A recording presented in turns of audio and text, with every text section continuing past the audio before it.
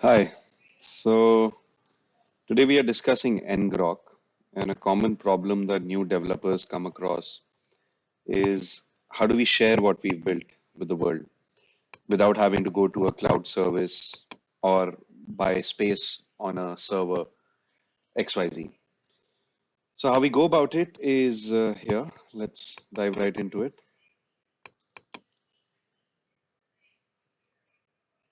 You essentially add something called run with Ngrok into your main instance of the application. And then at the end, try and ensure that the app run command is within a conditional statement like if name equals main over here. Now, having done that, we can navigate to the folder where this exact file is. I have been working on a few, so I tend to get confused with the names. I'm also a self-taught developer, so I'm learning the naming conditions and all the tiny nuances by myself. So please bear with me. Okay. So now this is the directory where my actual file is. And what I would like to do here, like I said, I'll be transparent. I'm making notes on how to activate the virtual environment. So that's it. Now over here, essentially what we're going to do is, you see, env. So now I'm inside the virtual environment and everything we do in this app is contained and it's not going to trickle over and take up too much space or conflict with other environments.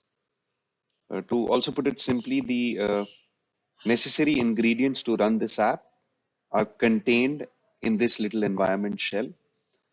And similarly, you can create unlimited environments, download project specific dependencies into that environment. And when you launch them, share them, or collaborate with others, they don't have to scrape through the requirements of this project. They just load the virtual environment that you originally created. And even on another system, this virtual environment would gather all the necessary ingredients or dependencies, as we call it, for this project.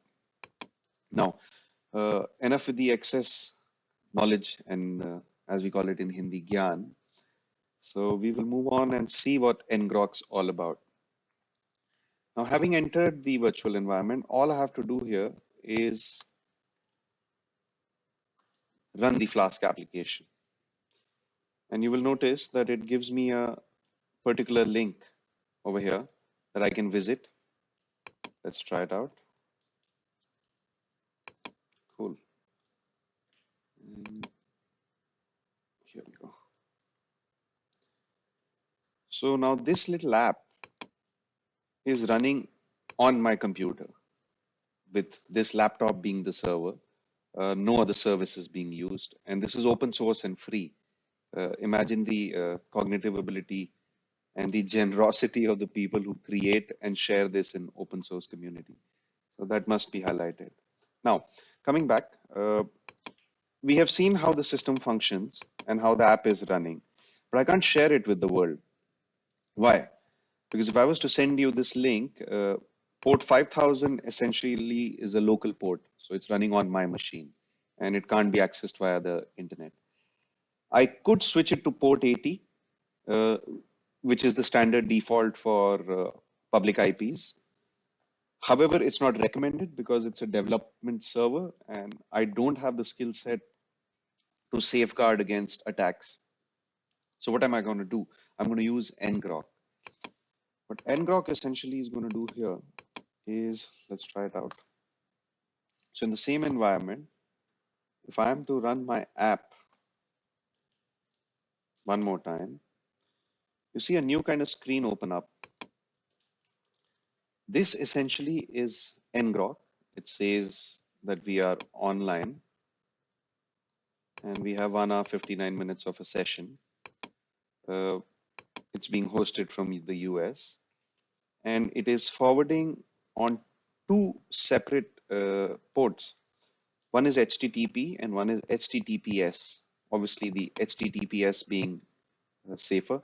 We will come up with a video on the difference on that ahead. As you can tell, I'm taking an interest in these things. So that is bound to happen.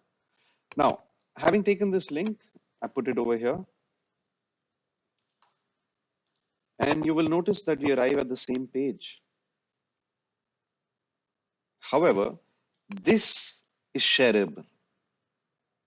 I could share it with any of you. Obviously, each time we run Ngrok, I'm not on the premium plan, so it generates a new link.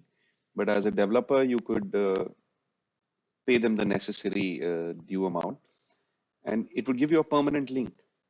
And this is how, as a developer or as a market tester, I could create something, send it to my peer group, friend circle, family, uh, test it all out, and make the necessary changes.